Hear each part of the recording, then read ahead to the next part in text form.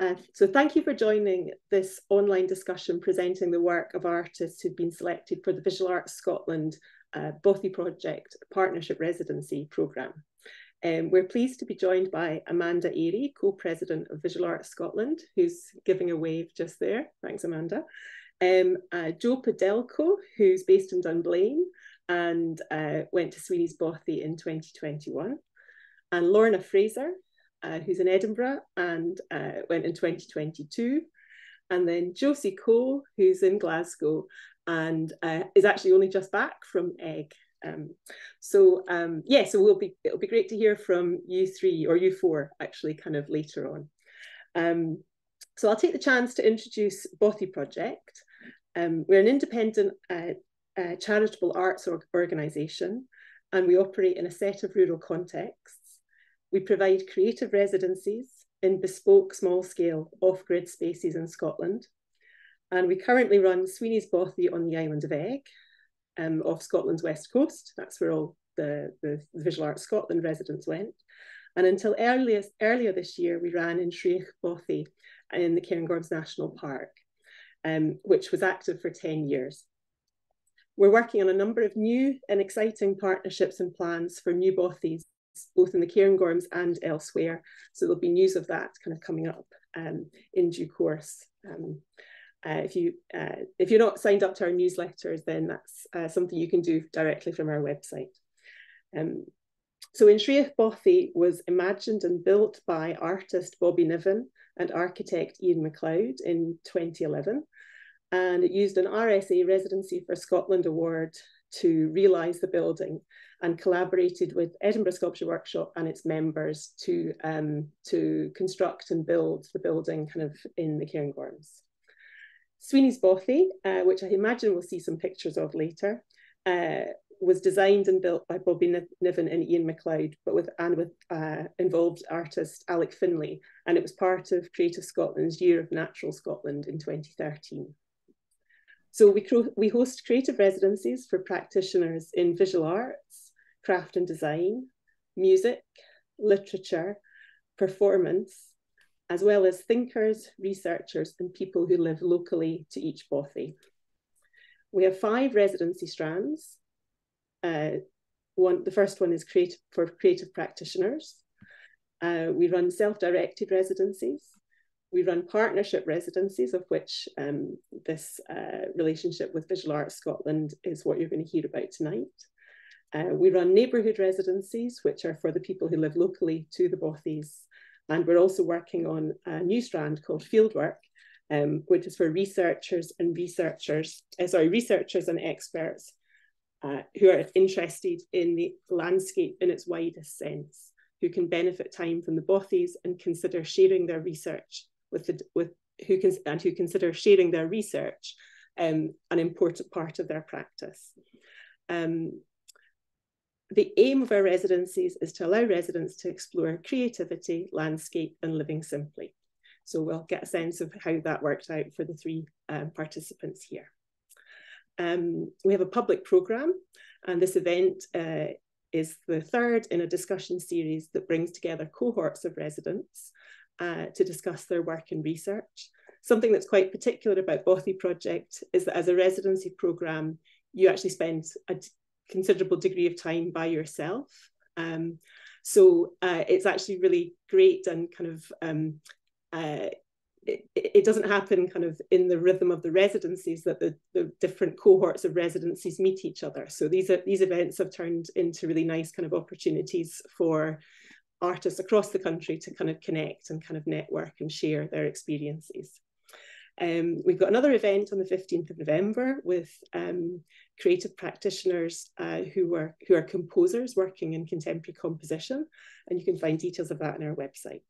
So at this point, I'll hand over to Amanda Airy from Visual Arts Scotland, who will tell us about that organisation. Thanks, Leslie. As Leslie said, I'm Amanda. I'm the co-president of Visual Arts Scotland, or VAS for short, along with my counterpart, Tavienne Bridgewater, who unfortunately can't be here tonight. We became co-president in February, March this year. Before that, I was vice president for 3 years and a council member before that. So Visual Art Scotland was set up in 1924. So we're coming up to our centenary year next year. And we were set up as the Scottish Society of Women Artists, because at that time it was prohibited for women to exhibit. And over the years it evolved, and we very generously allowed men the vote, and we became Visual Art Scotland. So basically we're a platform for showcasing. We're a membership organisation. We're a platform for showcasing our members' work. And we now have a really diverse membership of over 1,100 members plus. And that spans really the range of disciplines within visual arts, from painting to time-based media and everything in between, to crafts and applied arts. Members are really spread across all of Scotland, Highlands and Islands. We also have members in the rest of the UK and some international members. Our sort of setup is that we're a registered charity. We are volunteer run with an elected council of approximately, I think, 19 members at the moment. We have a sort of what we loosely term as an executive, which is myself and Tavian as president, co-presidents, and Cam Chan and Julie Barnes as vice presidents. And we, I guess, kind of lead on the strategy and the programme development, etc., but all decisions made collectively as a council. We also have 2 part-time members of staff in Rowan and Russia, our admin and comms person, respectively. So I guess where the residency program came from, historically, VAS was really an exhibiting society. And in this, we have, still have, a large exhibition at the Royal Scottish Academy, which was every year with some satellite exhibitions and events. And that kind of pattern had been happening for a long time. I took over as vice president with Sarah Kalmus taking over as president in March 2019, which was a few months before the COVID-19 bombshell subsequent lockdown happened. So that took some immediate sort of pivoting to try and work out how we were going to negotiate our way through this. So obviously we started to look at how we can put our physical exhibitions to online office, etc. But the immediate issue we saw was the kind of financial impact that was having on artists and our creative community. So we held an auction to raise funds and got some sort of donations from various organisations and set up a hardship fund of small amounts, but that extended to beyond the VAS membership to the entire creative community who wished to apply. And then we administered on behalf of Creative Scotland, the government hardship fund for visual arts. So as awful as COVID was, one of the things it allowed us to do was give us a bit of space and capacity to think about how we wanted to progress Visual Arts Scotland, and was there a role for us to evolve and expand beyond just solely an exhibiting society. So the residencies really started to come out of that. As we came through restrictions getting lifted and so on, the feedback we were getting from our members were that what they had really missed was the time and space to be able to test ideas, develop their practice. For a lot of people, obviously, their studios may have been closed. As we know, practitioners often have multi-portfolio careers. So, and some of that still is working in the arts, teaching, whatever, and a lot of people's income had just been kind of decimated overnight, really. So hadn't been able to access studios, were often, at home with multiple family members working, and the horror of homeschooling and all those other things that came with it. So the feedback we were getting was that's what was really needed, that kind of time and space to play and develop, and space away from their normal environment, their usual environment. So we came up with the idea of residencies as a way of kind of trying to support this development. It was really important to us that we paid those artists. These are funded residencies, artists work, and we pay all artist fees at Scottish Artists Union rates of £500 a week recommended, and that's throughout all our sort of residencies programme. So my first point of call was Leslie, because I previously worked at the, was still then working at the Edinburgh Arts Festival, and knew Bobby, and he'd also sort of done some work with the Palm House as part of one of the Edinburgh Art Festival projects, just to see how it might work, if it might work. And it was very clear, I think we really chimed in what we were trying to do, both organisations, and how we wanted to support creative practitioners. So we started the initial three-year partnership, which will be continuing. There was no restrictions on type of work or creative discipline, as long as it fell within the VAS remit. There's no expectation of outcome in terms of, we'd like you to produce 2 pieces of work, please, or anything like that. All you have to do is be a VAS member. And I guess the way it works is and it's changed sort of year by year, and we try to improve our process and make it more accessible and easier and so on. I think in the first year we had applicants 50 something, in the second year it was 60 something. I think this year is near 80. So our initial process is the VAS council members will kind of shortlist first individually on their own, so nobody can be influencing them, and then come together to create a shortlist. Then we'll sit down with the Bothy and go to the final selection. And the way we shortlist, we have a kind of scoring criteria, which is what we ask people for in the application. So we only score on what we have, the information we have asked people to give us, and that is quality of work. We ask people to send us images of their recent work, strength of application and ideas, benefit to practice, approach to documentation. And that process can sometimes be really difficult. Especially by the time we get to shortlist, there's a lot of really, really high quality work.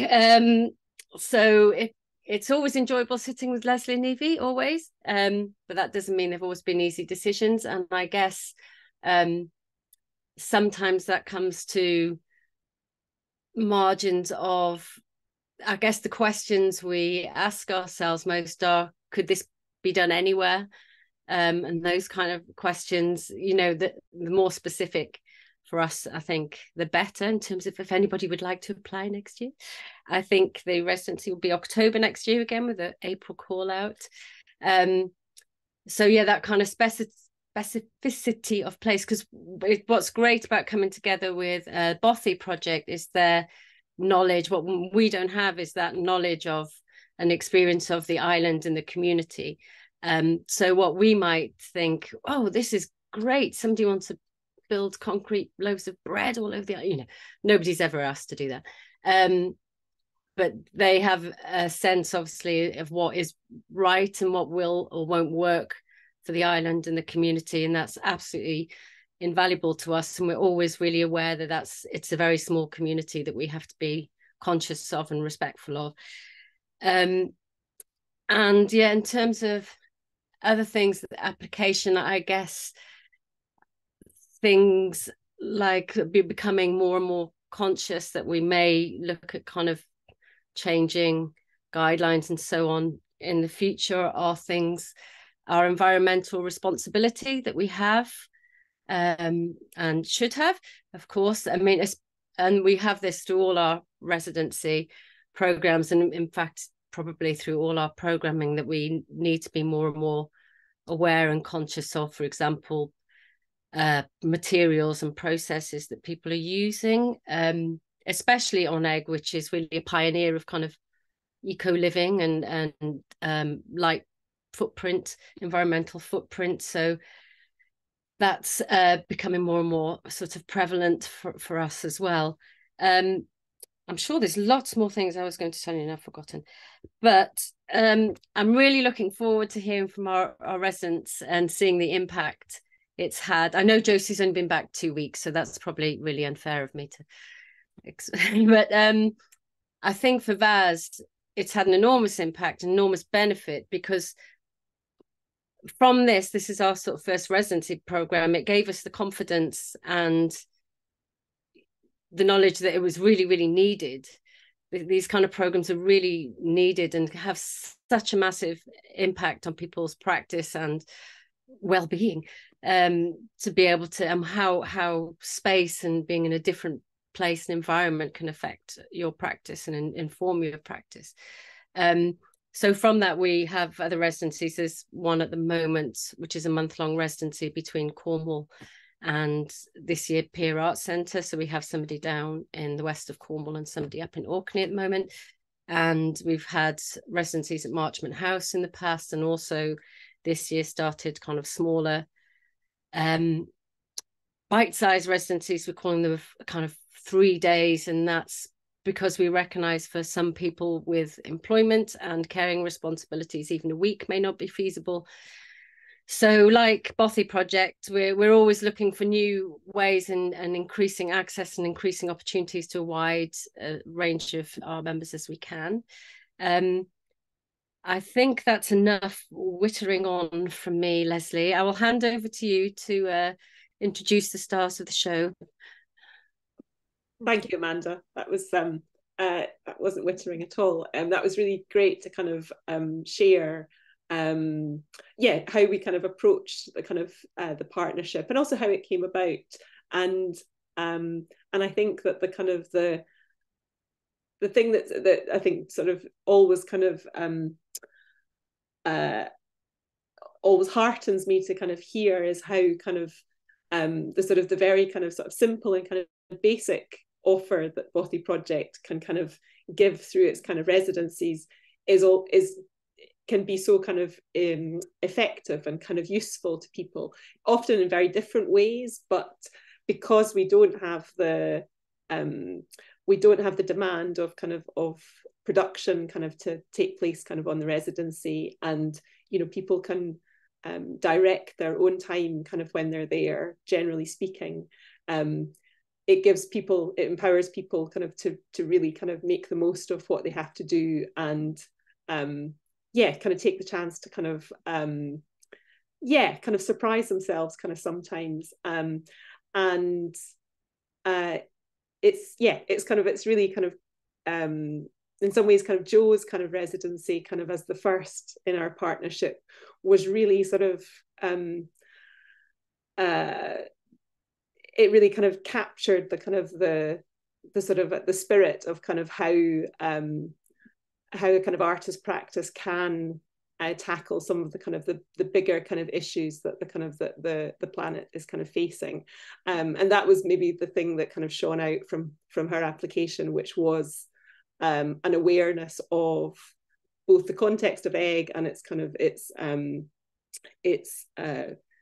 real kind of success as far as kind of producing its kind of own energy, but also the fact that Jo was taking that into kind of her own practice and kind of understanding the responsibilities that she has as a jeweler and kind of a designer.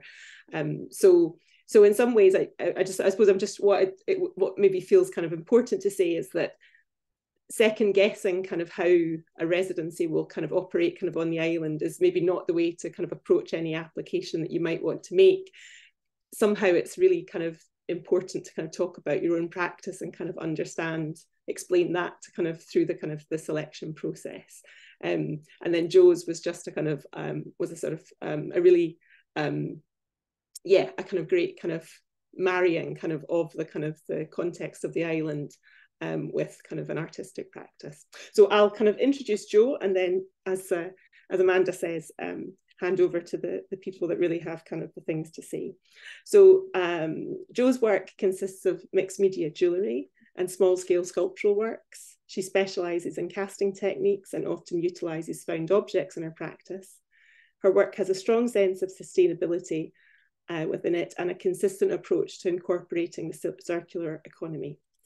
When on Egg in June 2021, she sought to consider energy emissions within her work and wanted to experiment in creating innovative routes towards off-grid, self-powered setups for her jewellery studio. So over to you, Jo, if that's okay.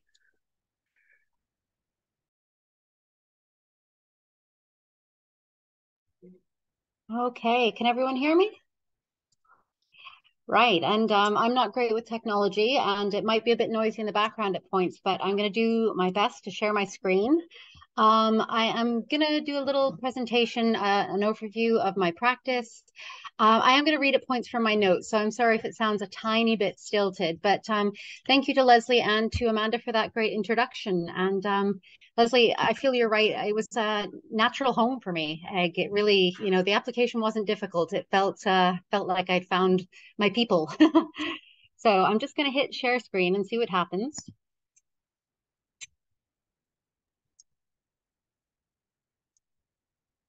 Okay, how are we looking? All good? Okay, Yeah, that looks super. good. Okay, so I'm Jo Pudelko. I'm a jeweler, and I am a contemporary jeweler, and I'm really pleased to be here tonight and tell you a little bit about my practice, my jewelry journey. I graduated from Edinburgh College of Art all the way back in 2006. And in addition to making my own work, I now teach. I teach in my own school here in Dunblane, and I teach a little bit at Edinburgh College of Art and Duncan of Jordanston sometimes. Oh, right. So during my time at college, I was really fascinated by materials that other people saw as waste, things people threw away. The previous brooch was made of marker pen lids. I used to collect dried up marker pens. And a lot of the netting that we see wrapped around fruit and veg. So this inspired these kind of pieces, the kind of netting that you might get around a Baby Bell cheese or a bag of oranges. For my final degree show, I did end up translating much of this earlier work into precious metal, but it was the initial investigation into waste materials that was key to developing the entire collection. I also wrote my dissertation on how manufacturers and advertisers trick us into discarding our consumer goods. And so I was pretty thrilled at the end of fourth year to be offered a scholarship to study for a postgraduate at Edinburgh. So there's a couple other pieces. That was from my degree show, just a big cocktail ring. And then this is more into the postgraduate work, but the influence of the netting is still quite heavy in my work here. And then the piece on the left, or the blue piece, I'm not sure what side it's on your screen, is made in, there's a Baby Bell cheese netting in the middle of that. And then it was kind of dragged through waste paper and built up. And the other piece is made entirely of scraps. Even the stone was a kind of found object. So moving on, after college, I took a studio in Coburg House in Edinburgh, and my focus shifted to the plight of the bee population, which is still kind of where I'm at. In particular, I was really interested in the kind of juxtaposition between bees as a part of nature, but they're also a huge part of our kind of global agriculture economy. So particularly influential was this image. It's not a photo of mine, but it was from a news article about French beekeepers. And they had gone into their hives and they found this beautiful blue honey. The source of it was actually the bees had been feeding from the waste pile of a local M&M factory. Of course, due to strict food laws in France, it all had to be thrown away. But I mean, I just loved this image, and it led me in all sorts of directions. So for me, like it was almost a bit, the event was a bit of a modern parable, and I wanted my pieces to depict a future, a modern consumerist future where bees, they were no longer looking for pollen, but they were collecting consumer goods. So the bees were collecting mobile phones and trainers. And so I would describe these pieces as a bad honey, as a kind of, yeah, bee society gone wrong. So that's another huge necklace. It was shown at one of the Vase shows. The bottom part of it is probably bigger than a dinner plate. My use of materials at this point remained a blend of kind of virgin plastics cast into found objects, some reclaimed plastics, some wood, some reclaimed machinery. Although I'd moved into eco resins at this point, I was still pretty uncomfortable with the eco resins. Some of them are derived from discarded or chemical waste processes. Some of them are from things like sunflowers. However, they're still pretty toxic chemicals, even though they're labeled as an eco resin. Okay, so moving on. At this point, I probably transitioned from working part-time as a jeweler to working full-time as a jeweler, maybe around 2015. And I needed to reduce my outgoings, and I did what any self-respecting nearly 40-year-old would do. I moved a caravan onto my mom's driveway, and I started making jewelry from the caravan. It's not quite as bad. Well, it was cold. It was really cold at points, but you know, my mom would bring me lunch, so it was fine. I'd get cups of coffee, and it did what it needed to do. It was a short-term solution. Following on from that, I actually opened my own school here in Dunblane, which has grown rather rapidly. Our aim as a jewelry school here is to be a transformative force. You know, we want to lead by example. We want to train designers of the future to make a positive difference to the environmental impact of our sector, which, in all honesty, the jewelry sector has a bad environmental footprint. You know, so we want to be innovative with materials. We want to explore low impact alternatives, but also respect and sustain the traditional skills in jewelry and silversmithing. So although I was very interested in transforming my practice at this point, I knew that I didn't want to buy all new materials, at least not at first, because I had this huge backlog of materials that I'd collected. So I started making and exhibiting pieces that were made entirely from materials I already owned in my studio. And I was quite excited about these kind of exhibition pieces, you know, a little less commercial. These two, again, were shown at the Visual Arts Scotland show in Edinburgh. And then I suppose I'm making a rather big jump, but I realize I have a time constraint here. So as mentioned, I went to EGG in 2021. It was springtime. And for me, a normal working week is a lot of teaching, it's a lot of admin, it's a lot of meetings. And I have to say, jewelry making, it takes a bit of a back seat. So for me, making jewelry in an off-grid island Bothy where no one could get in touch with me sounded like bliss. It was absolutely perfect, and for more than one reason. So, I mean, the landscape of EGG is undoubtedly inspirational, but that isn't actually what informed my application. It was this book, probably. So this book, I used it for my dissertation. That's what all the little sticky notes are. It was a really important idea in the book, that the book talks a lot about manufacturing, but you know, if we broadly read that as creating, it talks about manufacturing products that would have an environmentally positive footprint. So not just neutral, but actually beneficial. So within the craft context, there's a really good example if you think about basket makers. And while I was on EGG, I visited two basket makers, Catherine Davis and Pascal Carr, who grow and work in willow. So, I mean, willow is frequently used to restore habitats. It protects against erosion. It can filter toxins from the land. And they grow this really amazing root system. And like any plant, they take in CO2 as they grow. So Pascal and Catherine's baskets, in addition to being like beautiful objects, skillfully made objects, they can be functional as well, but they're also completely biodegradable at the end of their life, which would have them, you know, again, returning to the soil to grow a new generation of plants. And it's this beauty, this kind of closed loop system that makes me incredibly envious of a basket maker. And also it's a really interesting challenge for a jeweler. Okay, so this idea is what really informed the materials I took to EGG. And again, I didn't want to buy anything new, but I did find that I had a lot of wood in my collection. I limited myself to hand tools because I wasn't interested in using any electricity in the production of this work. And I had some tencel yarn, which is a plant-based yarn. And I took a rug tufting tool and a book on rug tufting, and away I went. Another kind of strand to my interest and to my application was the generation of my own power. So I'm quite interested in looking at treadle machinery, maybe looking backwards to look forwards.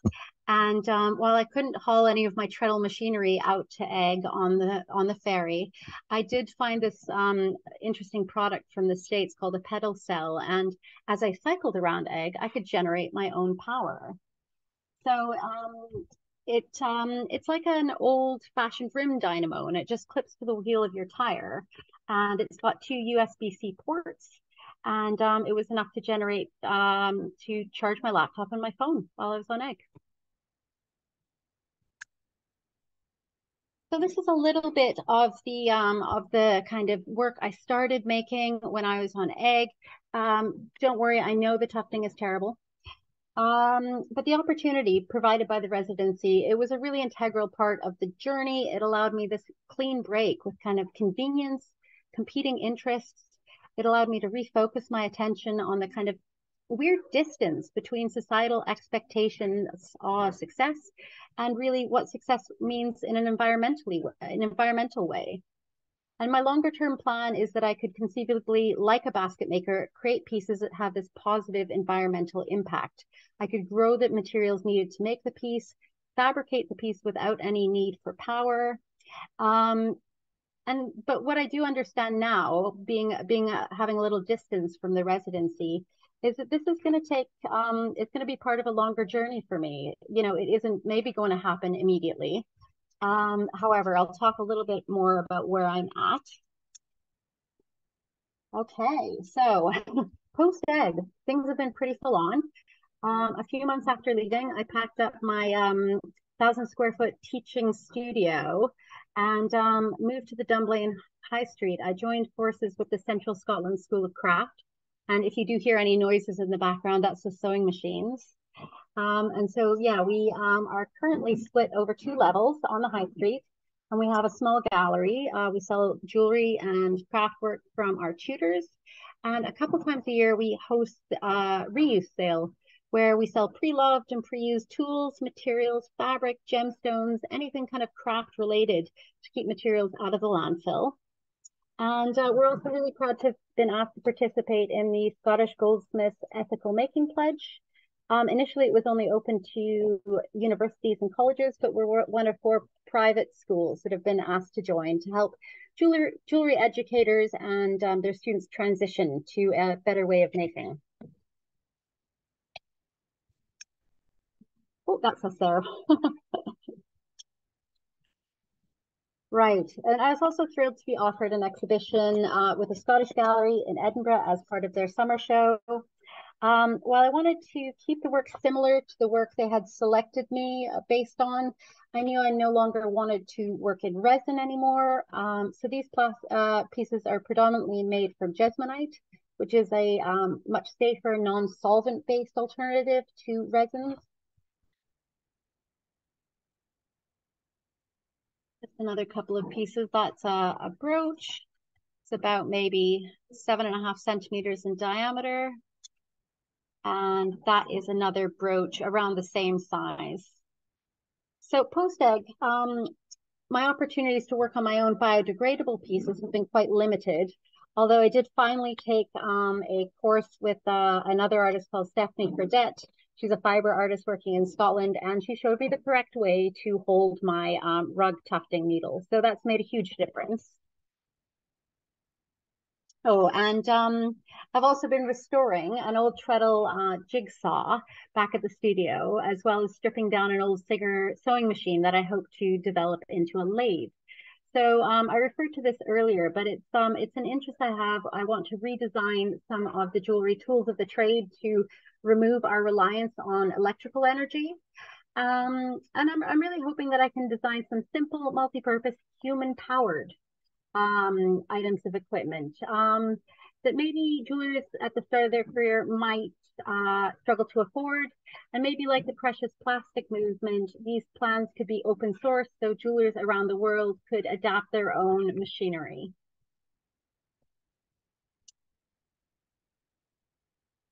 Okay, so I guess in conclusion, adornment, it's a really kind of primitive societal instinct, but I feel it's one that's been heavily co-opted by consumer capitalism and our throwaway kind of fast fashion culture.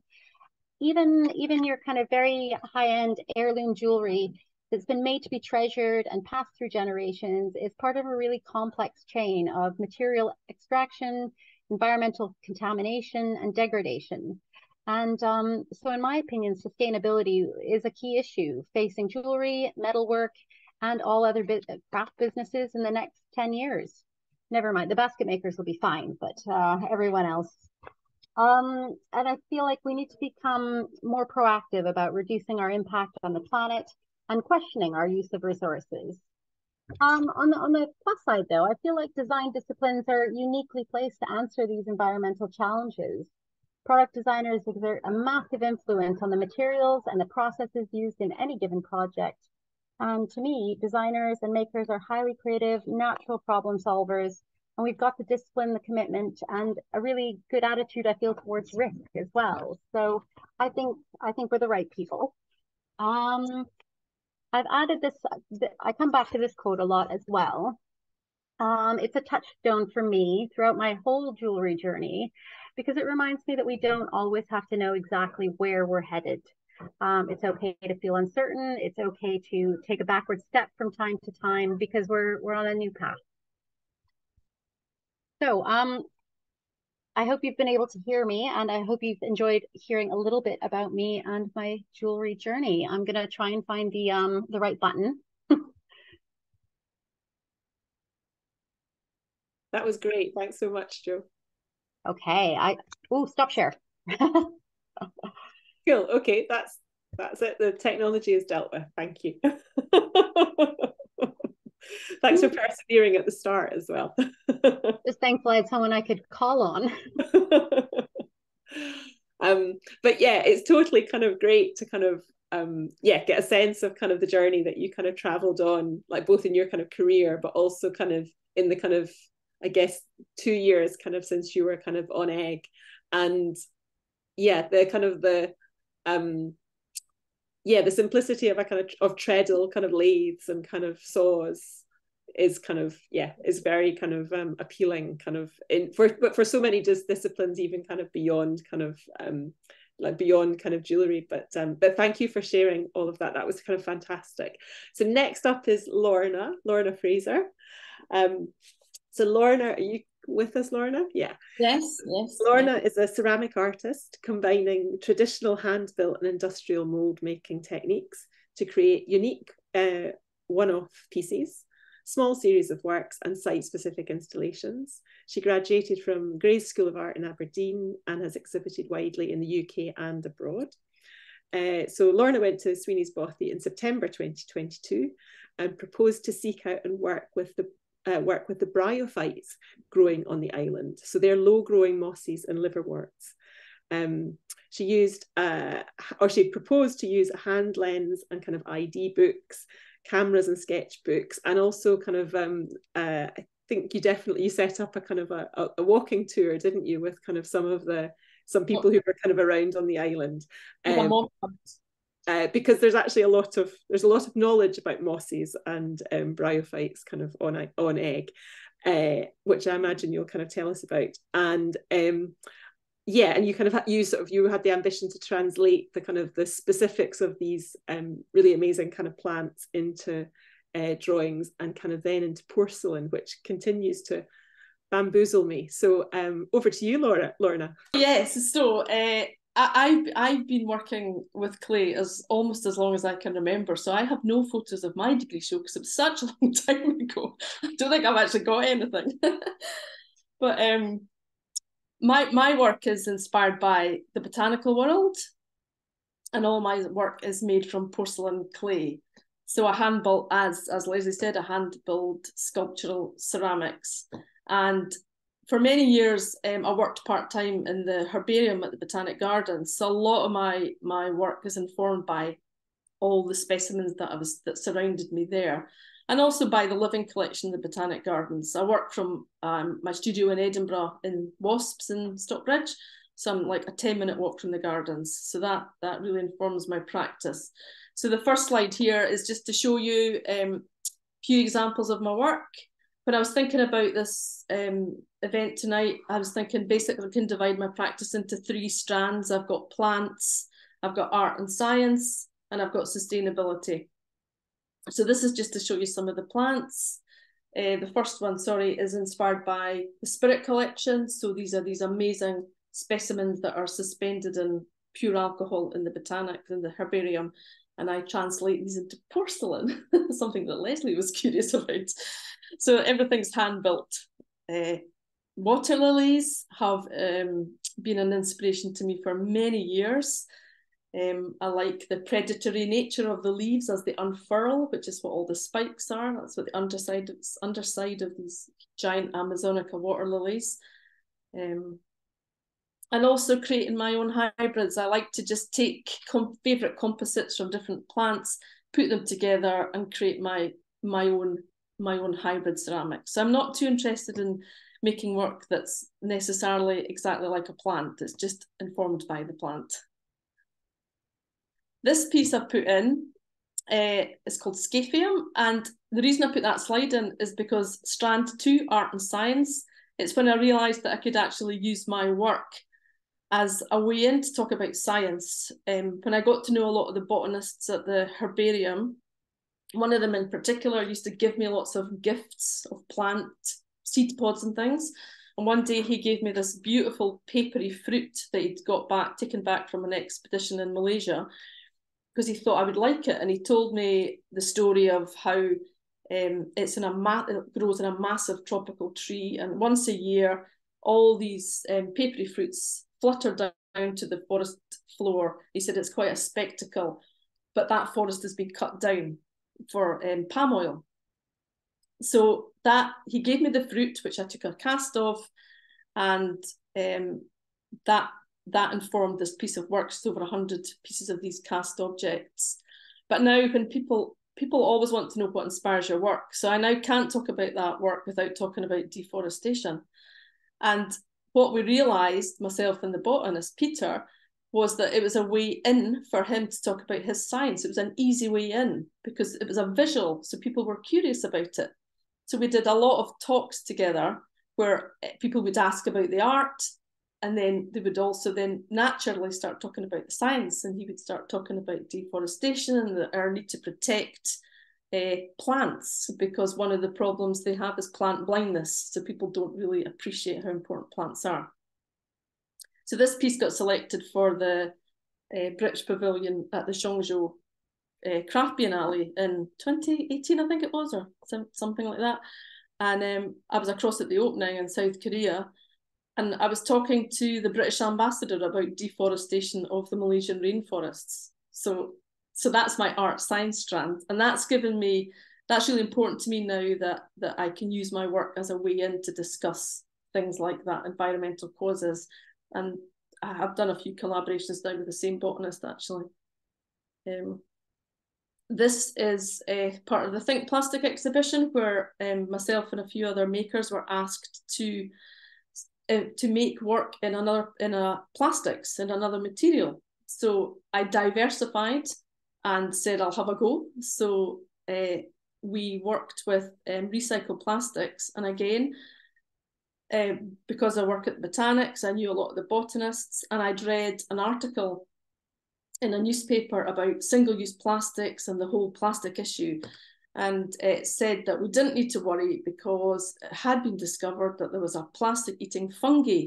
So that would rid the oceans of plastic. So, of course, I went off with this article to see one of the mycologists and said, what's this? And he said, he didn't say it was rubbish, but he just said, we can't wait for nature to come up with solutions to our problems. We need to take responsibility for ourselves. And the reason I put this slide in, it was a very important project for me and resulting exhibition at Botanics and also Taikersheva on UIST, was that it made me really look at sustainability of my own practice and my own personal life as well, actually. And we kind of delved into the world of sustainability and single-use plastics, and we realised it was just there's just so much to it, that this piece of work is called Parasol Fungi, and it's about the story of the plastic eating fungi, and it's made from recycled water bottles. It's quite a large piece. Again, it's just telling a story. And again, part of that exhibition was also working with recycled plastics. This is called lichen wall, and I don't know if you know that, but lichens are actually clean air indicators, and they grow in abundance in Scotland. So I did this kind of site-specific installation for the wall at the Botanics, using refrigerator plastic, which of course is, you know, pumps out gases and things. So I quite like that juxtaposition. So that's my, that was my sustainability strand. So, oh, now it won't move. Oh yeah. So this piece of work is Fourth Flora, it's called. And the reason I put this in is because it kind of leads me to the Bothy Project on egg. And I was commissioned to do this piece of work for the Western General Hospital in 2021. And the remit was the fourth. That was the theme. So what I did was I looked at all the plants that had been recorded within a 2 kilometre radius of the Forth Road Bridge, looked up the plants and decided what I found interesting and divided them into 3 sections: flowering plants, bryophytes, lichens. And I made this resulting framed piece for the haematology unit. This is a detail of the, we're back to porcelain, by the way. We're off plastic, we're back to porcelain. This is a detail of the flowering plants box. And then on the left here is the bryophytes. So now bryophytes are tiny plants, mosses, liverworts, things that look often the unseen plants that you just tread on as you're tromping through the woods. And on the right, lichens. And this piece really led me to my interest in bryophytes in particular. So what I did was I applied to the Bothy residency to, as Leslie explained, to look at the bryophytes on the island, because the egg is abundant in these plants. And I thought, right, I want to, instead of looking them up on Google and digitally, I want to go to the island and actually with a hand lens and a camera and a sketchbook, and I just want to record them and explore what they have.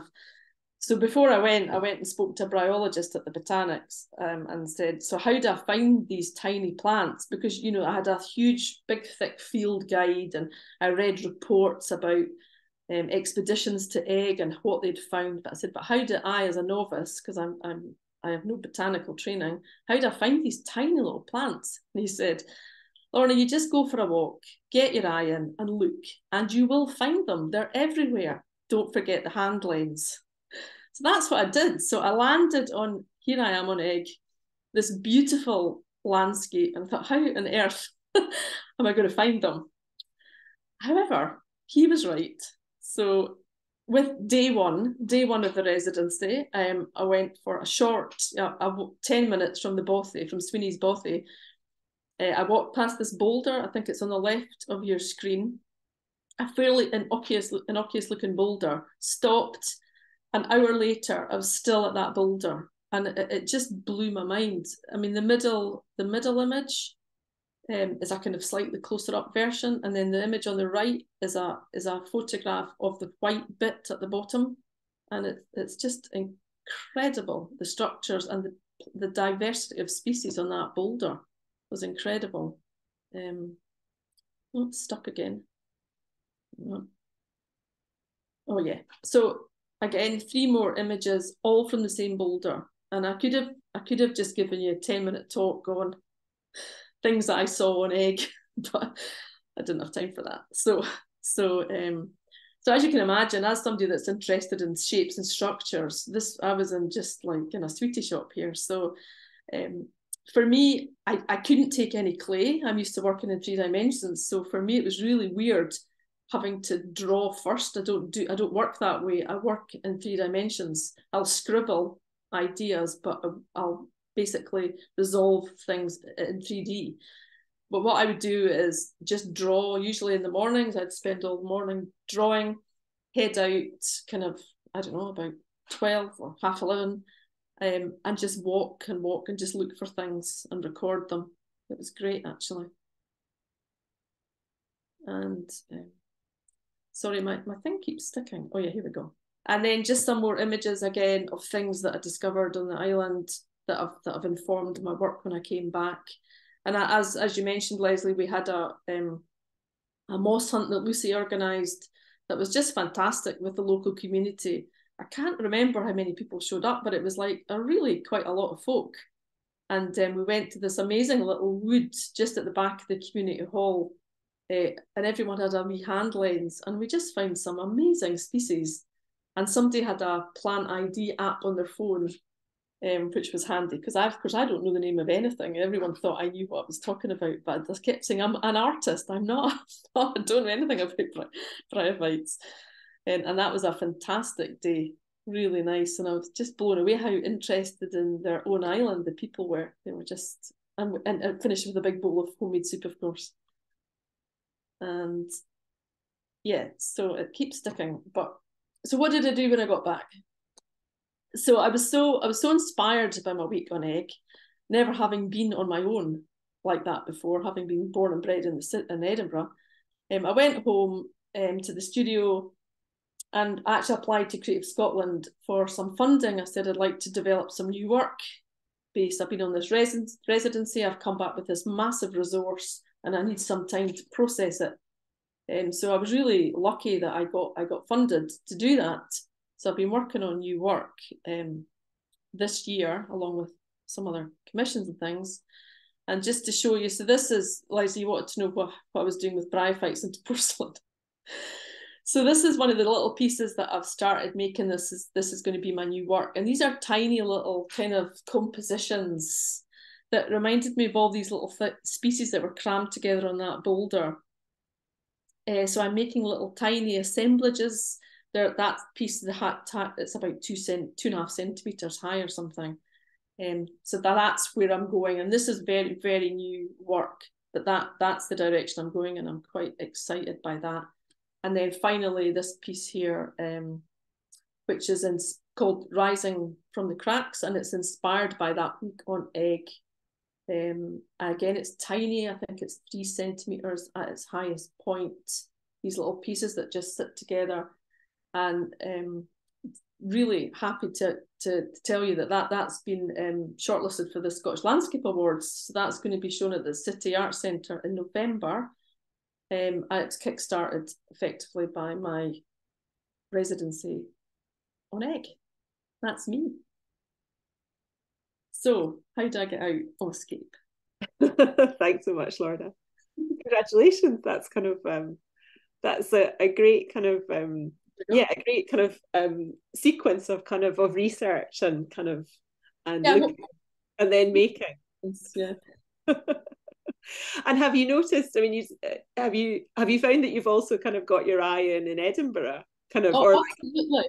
And I would highly recommend everyone, if you don't have one, I've got mine here, is get your own hand lens. Look, this is it here. It's dead cheap. Get them on Amazon. And honest to God, just they're everywhere. Walls, everywhere. Like amazing structures. So I'd highly recommend it. Brilliant. Okay, thanks. Well, there'll be time for more questions kind of later, if that's okay with everybody. And now it's over to Josie. If Josie's here, I can see her there. So Josie is a visual artist who lives and works in Glasgow. Her work combines colour, humour and a kitsch DIY aesthetic with dark Gothic undertones to playfully present narratives which speak towards the Black British experience in a white-dominated environment. Focusing on the white gaze on the Black body and decolonising art institutions, Josie aims to present an underrepresented perspective and consolidate and investigate her own identity, upbringing and experience of intersectionality. On Egg, Josie wanted to explore the presence of blue men, Fir Gorma in Gaelic. She wanted it, and she was looking at them in the context of Scotland, highlighting hidden Black Scottish histories. So over to you, Josie, if that's okay. Yeah. Firstly, it was so lovely to hear from you, Jo and Lorna, about like your experiences and like what you've done with the residency. And I think that's also been really inspiring for me because, like I said, it's only been like 2 weeks since I've got back. So I've got all these like ideas and plans, but it's exciting to know what can come of those, hopefully in the future. But I'll have a go at my share screen too. Hopefully third time, no problems. There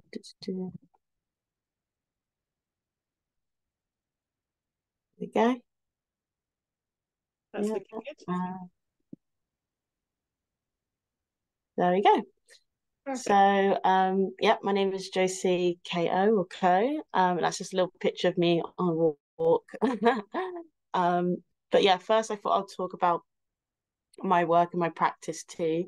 And this is my degree show work, which wasn't that long ago, but yeah, it's been hard recently when people ask, are you a student? I'm like, no, I'm not a student anymore. I'm just, I guess, an adult. But I graduated in 2021, and that was during the COVID year.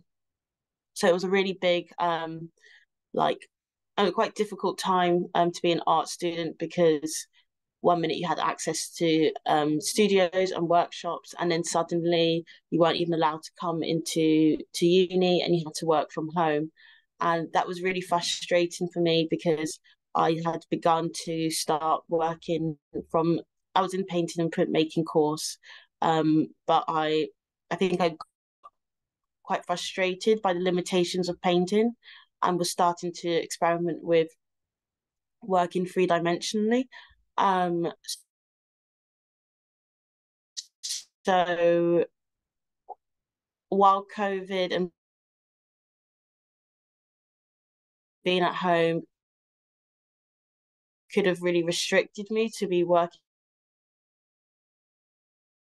much smaller and going back to form. Okay, yeah, sorry, my Wi-Fi keeps on coming in and out. So if something does happen, wave, because I'll just keep talking. Is that okay? Yeah. That's okay. Thanks, Josie. Okay, cool. But I just started working sculpturally, which was really interesting because as I worked more sculpturally, there was a lot of focus mainly from other people's commenting on my work on sustainability of my work. But it really actually came out of me just trying to recycle the materials that were around me. It wasn't really intentional, me trying to work sustainable, but it was a really great and beautiful outcome of like working with what you have rather than the need to buy or work with materials that is toxic, which I couldn't do because I was working from home. So that's more just to do about my sculptural side.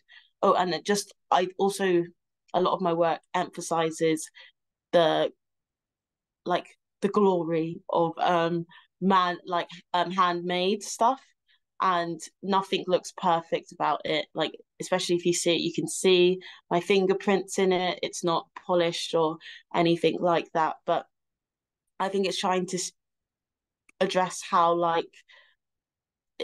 art can be accessible and can be like an immediate response to something, and it doesn't have to be very.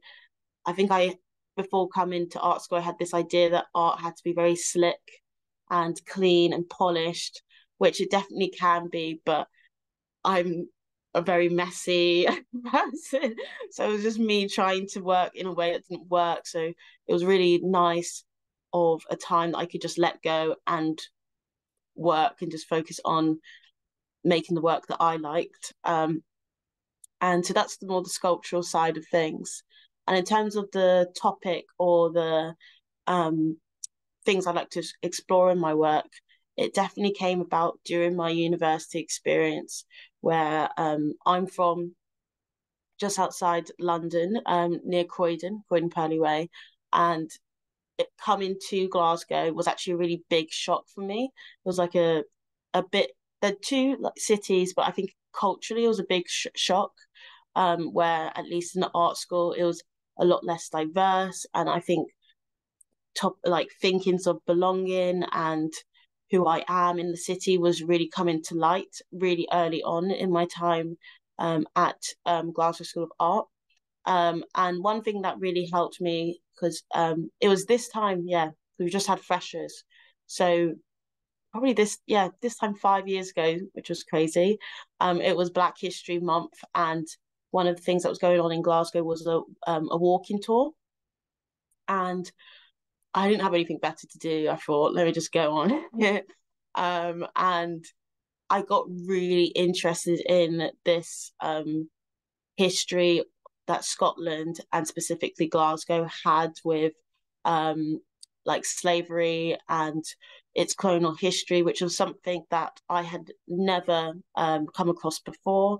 I think a lot of these conversations, especially pre-2020, so the Black Lives Matter things, was a very African American history, or it was just maybe starting to come about in London conversations, but I hadn't heard of that kind of discourse happening around other English and Scotland and Wales history. So I was really interested in that. And there were probably two significant histories that I was really interested in. One of them was the David Livingstone figure, but the other one, which what my degree show work kind of talked about, was my artistic expression, was a poem by William Dunbar called of Blackmore, which was a poem in response to, it was a poem in the 16th century in response to King James IV's court plays that he had. And during these plays, he would dress up as a knight and would fight this enemy figure. And then for this specific play, which William Dunbar, who's a Scottish poet, wrote about, his prize would have been this black lady. And this person who is the first written document of the Black presence in Scotland, with a name, and they were a slave. They were brought from Africa to Portugal as a slave, and then brought from Portugal to Scotland in what was known as a benevolent slave. So they were in the court, dressed up really beautifully and nicely, but still weren't free. And I thought that kind of new title that they would have had was really interesting. And I don't know why, it was something that I just really wanted to explore. And as I continued doing more research into this court, it was like a play, well, at least that's how I saw it in my mind, almost like a pantomime theatre thing. I found a poem which was called Of Anne Blackmore, which was extremely racist in tone, and it was quite a difficult read, which also it wasn't in English, it was in Old Scots and Gaelic. I'm still not quite sure because some of it people were like, that's not Gaelic, some of that was not Old Scots, so it's a bit of just Old Scotch writing, but I was able to translate it with a lot of help from people. And it was just really racist in tone, but there was still some significance that I got from it, of it being a documentation of the Black presence in Scotland, in pre-colonial Scotland. So this was my artistic response to it, which was to create something that, while it had these really dark undertones, also highlighted the Black figure in Scotland, which it brought a lot of connection to Scotland for me. And we didn't have a degree show, that was another thing, so I was really I don't know, I felt really determined to show this in the exact way that I wanted to. So me and a lot of my friends, we hired a gallery. We like in a bubble, and I painted the walls because I don't think I didn't get a deposit back because I didn't paint them back as nicely as I thought. It was all very like new experience for me. I brought grass into this to the space because why not? But it was such a really fun new experience of like working to put this together, and it was during COVID, so people were going on walks and you could still see it through the window. So it was like a really lovely project. And then when we did have an alternative degree show, I was able to show it again slightly differently. And yeah, so that was, and then I guess this was just another piece that kind of highlighted, again, my main aims of my work, which is just to highlight the Black female figure or Black figures, but I don't know, I always put myself in it, so it always becomes like a Black female figure in Scottish histories. So this was just like I don't know what I made. This was just a fun project for me to make, which was just that finding out that like the unicorn symbol and its significance in Scotland, and then I was working at the Goma, so I was seeing, I forgot what the statue's called now, but you know, the one with the cone, you know, just seeing it every day and just being like really interested in the ideas of monuments and their significance in just people's lives, and just like going to see statues and the significance and who we choose to like praise and make monuments out of and who we don't. And so I just wanted to make my own monument out of paper mache, and this was the outcome. Not really like on any specific historical person or event, but just like a Black female figure. And I just had a little bit of fun with it. She took the cone, she's waving it about, it's a unicorn. And yeah, I showed it also in that same COVID exhibition, but it was, oops, I forgot the other one. But it was fun to just like take it out because there was a school nearby, and it just all worked out perfectly. That by the time I finished installing it, all the kids kind of came out to the park to see it, and it was a sunny day. It just all worked out perfectly. And yeah, it just started like a really informal, unprescripted conversation about monuments and art in cities and Black history in Scotland in a way that was so accessible, and it really, yeah, I felt proud by that moment. And then yeah, the last, I guess, thing about my work is, which I think this piece really emphasized, is I try to make it as big as I possibly can. And that is one, because, you know, I'm a bit obnoxious, and also I'm really bad at measurements. So when it just all kind of ends up being big. But it's also significantly because I think when things can be hidden, sometimes they can be brought to light in small ways, but I kind of love it when you walk into a room and you see like something you can't avoid what I'm showing you. It's so unavoidable. It makes you think. You're forced to look at it, at the history and the good and the bad of it. So this was the last piece that I did before going to my residency, which was at the New Contemporary show. Oh, here's the one with all the kids seeing that other sculpture. But yeah, so that was at the RSA show. And it's, yeah, the largest piece I've done so far, which is kind of interesting because now that I've done it, I'm like, I can make something even bigger than that now. But yeah, I think it was a lot of work, and it was very draining. So then I had the summer, and then I saw the residency opportunity. Make sure I haven't one more thing. I saw the residency opportunity, and at that time I was actually really exhausted. My job that I got straight after graduating was within the art school, but it was only 2 years. So it was coming to an end. I was confused about what I wanted to do after that had come to an end. All this like kind of overwhelming things and questioning art and all of that. And then I saw the residency opportunity. And yeah, this would be me in the residency. I was kind of thinking, wow, I would really just love to kind of be like calm down for a bit and like go back to what I guess for me COVID allowed me to do, was to just do a lot of reflection that poured out into a lot of work, but was actually really amazing time for me.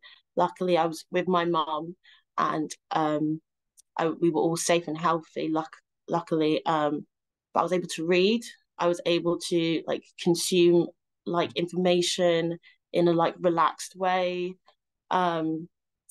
eat and just go on walks. And so when I did the application, I was just being really brutally honest about like the kind of needs that I needed right now, which was to have some time to reflect on what I was finding really interesting, which I hadn't had any time to really properly look into, which was this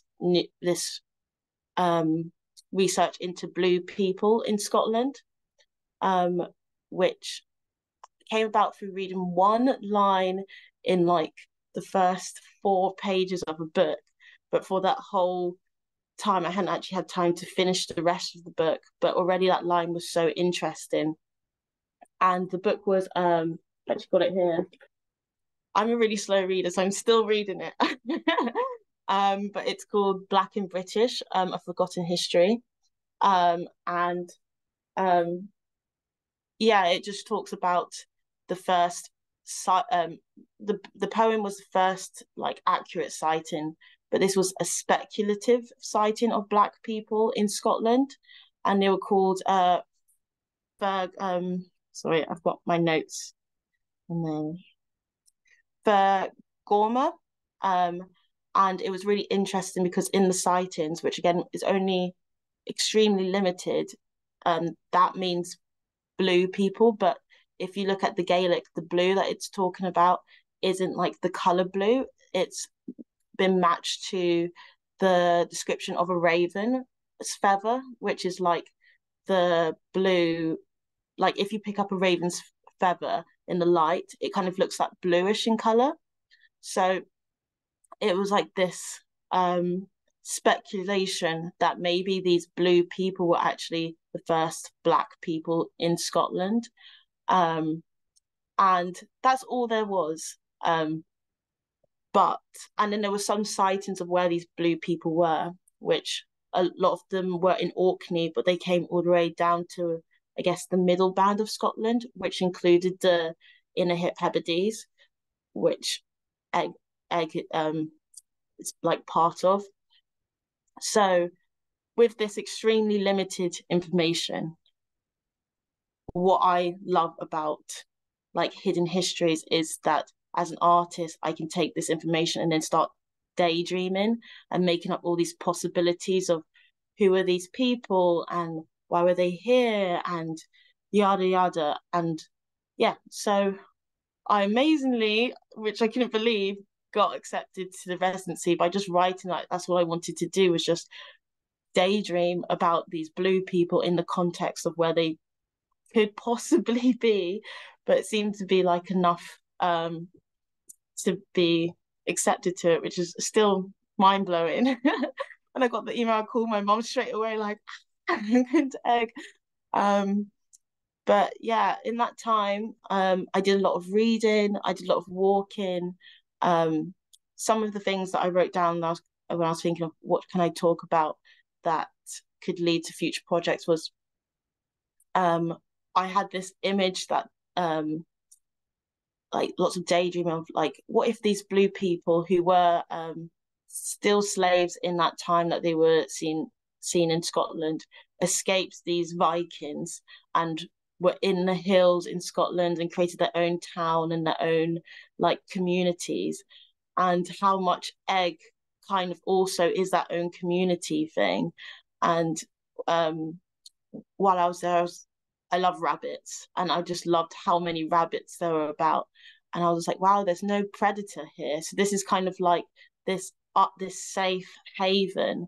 And it kind of has now become the context of a lot of the work that I'm working towards.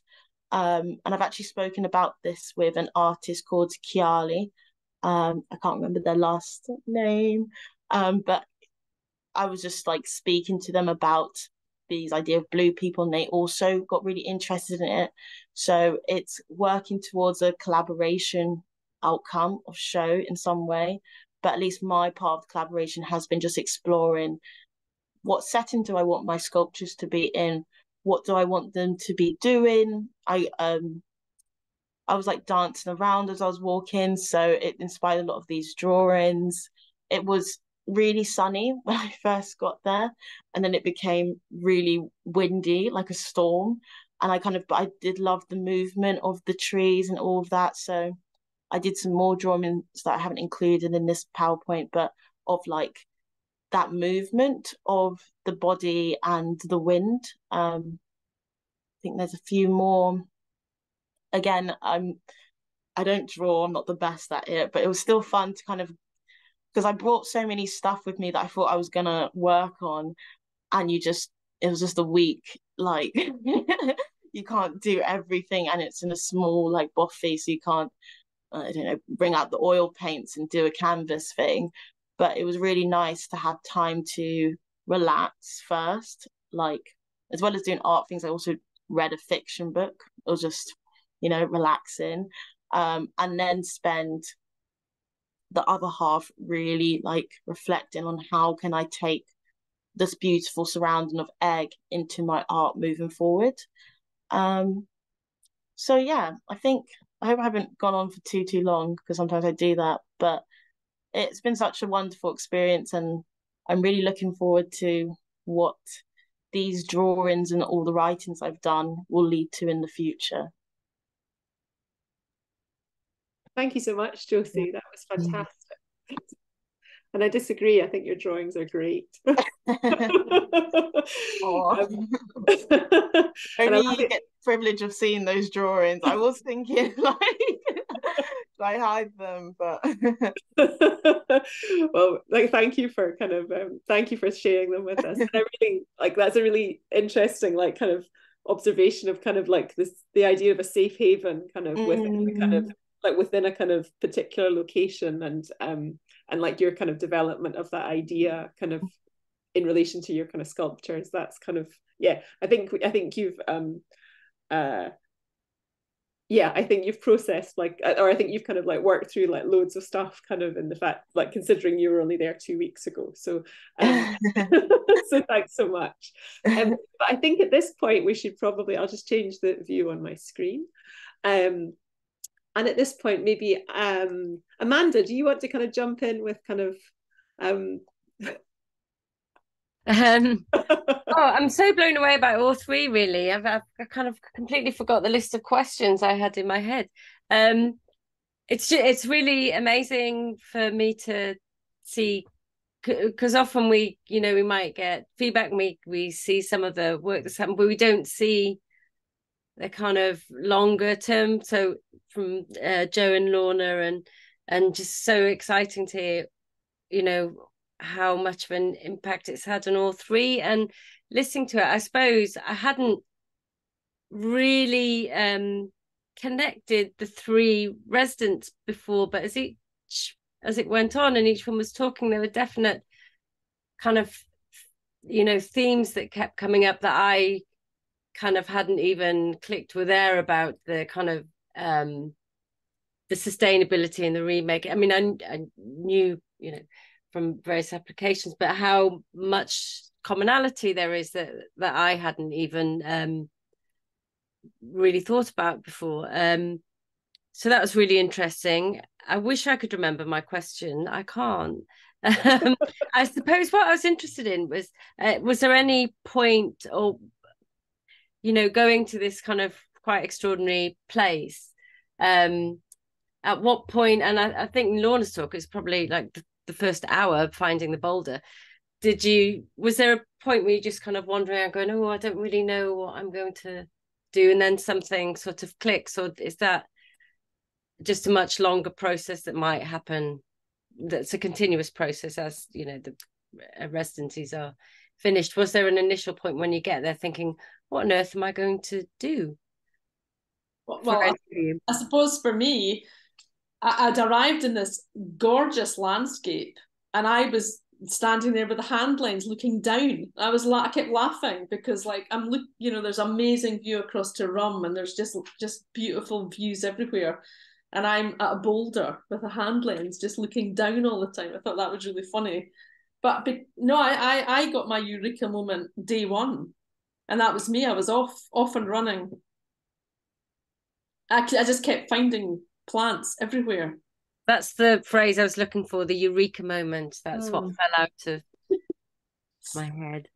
I think for me, maybe it didn't come across in my talk, but it was very similar to Josie. Like, it took a while to decompress. Like, I went with loads of equipment and a lot of material and a lot of plans. And actually, when I arrived, I was exhausted. And I read a fiction novel, which is something I don't do a lot in life. And yeah, it actually, I knew what I wanted to accomplish when I was there. A week is short. It's so short. And it just, yeah, I did need a day and a half just to kind of decompress. The weather was glorious when I was there. And so I got sunburnt. That was my, that was my first day, completely sunburnt. Yeah, same thing. Yeah, luckily, because I'm from a city, I've never been anywhere so like quiet in my life. So while after I was really excited to have got this residency, I think it was like a week after I got the acceptance thing, I was kind of like, what am I gonna do? And like, you know, all these things. And so luckily, and it did actually get quite a bit of like anxiety, actually, I would say, of like feeling that you need to have some kind of outcome, and also working in a place or being in a place that you haven't been before. But luckily, like, yeah, Lucy's on the call, was so lovely, and was just like, even when we were driving there, just like showing the spots that we could go to. So and I went with my friends for the I think less than half of it, like 2 days, um, just so that I could just settle in for a bit, and then they left so I could actually do my residency thinking and time, and also use that really wonderful opportunity and luxury of kind of being by yourself, and you know, that quietness of that. So yeah, luckily for me, it was sunny when my friends were around, and then it's like as soon as they left, there was a storm, and so I spent the first few days by myself, just inside reading, and then the last 2 days it was much nicer. So that's when I started going on walks and then doing more drawings outside. So it without me even planning to, it all worked out really lovely in allowing rest time, but also thought and planning. So yeah. That's really great. It was also kind of another thread that kind of popped up, was the kind of the sense of kind of sustainability, or the kind of the awareness of kind of materials. And Jo, kind of your kind of sort of strict kind of, or you know, your kind of parameters that you set within your practice for using kind of things that you already kind of have or that are accumulated. And then kind of Lorna, you kind of like working with a kind of waste resource to kind of to construct something kind of that's exquisite and kind of beautiful. And then Josie, your kind of need to kind of work in a kind of domestic setting with the kind of with what's kind of to hand, but also kind of on epic scale. Which is kind of, you know, is kind of, but it's kind of interesting with that kind of awareness of kind of waste, but also kind of the, I don't know, there's a kind of, there's a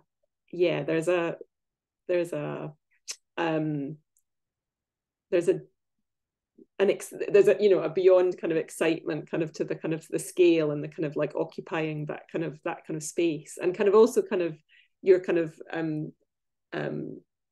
ease at kind of like moving things around. Like I love the idea that the kind of that it was easy enough to kind of move a kind of the sculpture of the unicorn kind of out of the gallery into the kind of like insight of the school. Like there's a kind of lovely kind of yeah, sort of, I don't know, casualness kind of to that, but also kind of yeah, kind of power. So that's kind of like, it was a really kind of interesting kind of set of kind of equivalencies kind of within all your practices that were also kind of, you know, kind of very different and very kind of different responses.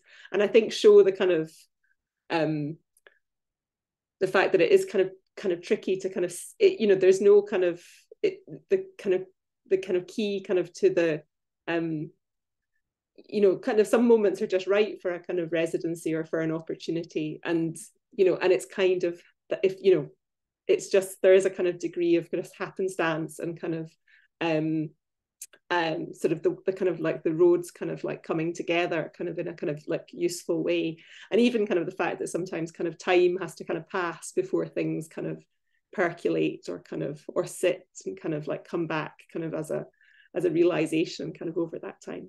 But are there any I think have we got questions? We've got lots of people kind of being yeah, like really kind of enjoying the talk, but does anybody have any questions that they want to ask any of the speakers?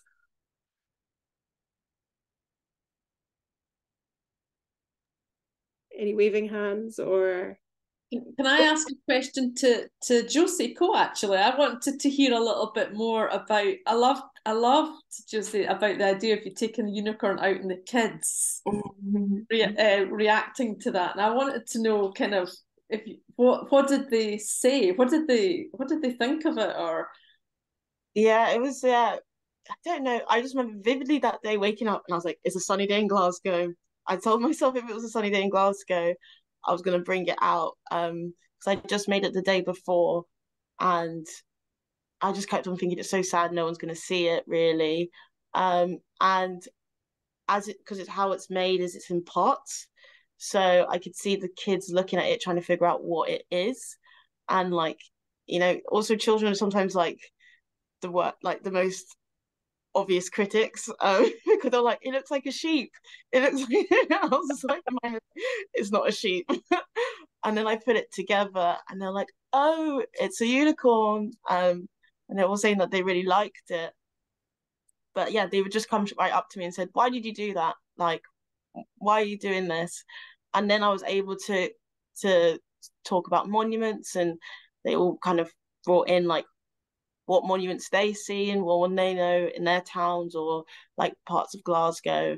And yeah, I was with their parents as well. So I was also having conversations, not with the children, but also with the parents, which was a bit more like on like Glasgow's history with Black people and just also people of colour and how the city's changed. And again, it was doing it was the like later bit of 2020. So the conversations around Black Lives Matter were quite in everyone's minds. But it was just a really nice experience that didn't really have any like outcome or expectation or anything. Yeah, I don't know why I did that, but I was really happy with it. My friend, because I was wearing a dress as well, and I put like flowers around it. All the kids wanted it, so and I felt bad, so I just started giving it out. My friend said I looked like a Disney princess, like with a unicorn in my dress, giving out all these flowers to children. But yeah, really random. I just think it's really interesting that using the art, what I talked about before, using your art to then have a way in to have, you know, different conversations, quite difficult conversations. I think that's really interesting. Definitely, yeah. And I think also because I think that was one of my like significant times of being okay with the work, that my work was paper mache and it wasn't like, because people weren't afraid to approach it because it was like the kids were like, oh, I can do that myself. And I was like, yeah, you probably could. Like, it's not hard to do paper mache. And it kind of created yeah, a really nice engagement with art, which is something I try to continue to do. But Thanks, Josie. I mean, I think the kind of like, I think the, even if the kind of, if the purpose wasn't initially kind of clear, I think that the decision to act is kind of like the, you know, is kind of crucial, kind of, you know, kind of, again, kind of across kind of all three of you, kind of Lorna, Jo, and Josie. Okay, I see actually somehow we've kind of overrun our time. So it's probably time to kind of wrap up and simply kind of thank, I'd like to thank Visual Arts Scotland and kind of Amanda for kind of wanting to work with Bothy Project. It's been a really great kind of, a really great kind of experience. And I'm so sorry it's taken us kind of 3 kind of residencies to kind of get to the point of sharing, but I think it was definitely kind of like worth waiting for. And I'm really pleased that that we'll be able to kind of work again kind of together later this year, next year. Yeah, Evie's nodding. So so thank you all for kind of coming along tonight. Evie will kind of turn around the kind of the recording, so it'll be kind of online, and you can also kind of if you think it's of interest to kind of others that you know, then let them know. And it's just really great to kind of see everybody kind of tonight and have this chance to talk. Thank you so much.